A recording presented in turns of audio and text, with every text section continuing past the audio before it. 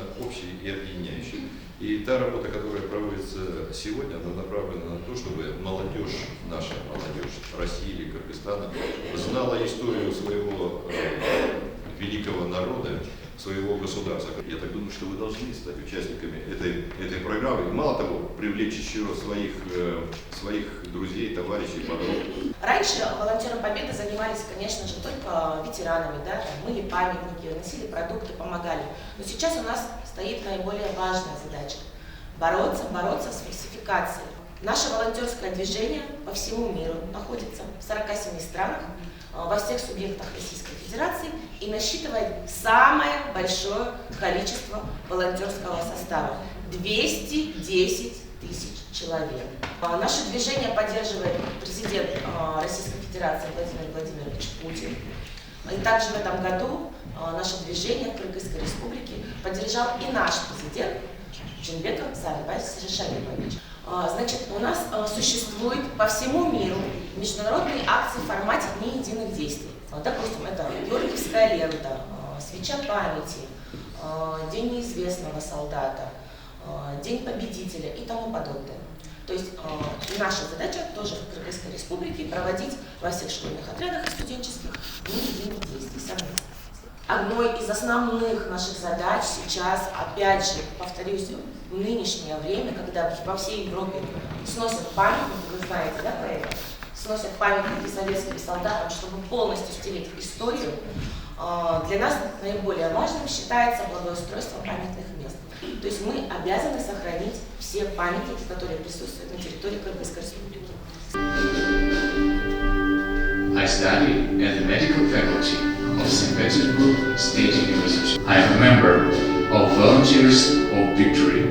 We are the union which helps veterans hold conscience for them, buy them medicine. Soon, I plan to visit Georgia to see the place that my great-grandfather buried.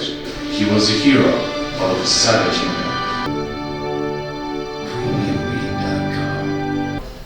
И скажу еще, только 2 президента выходят в шествие «Бессмертный полк».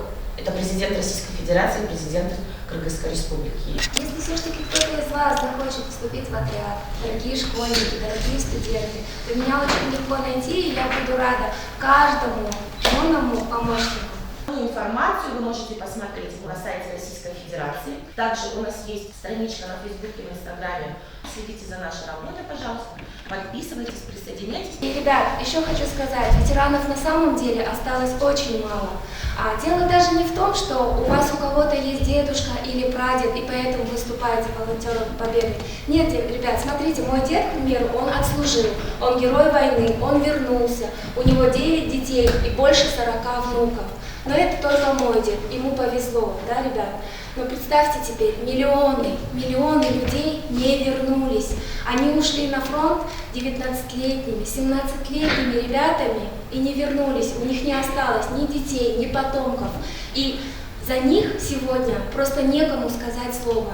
К примеру, когда будет у нас акция или «Бессмертный полк», я иду с портретом своего деда, да, мой дед не забыт, о моем деде помнят, к примеру.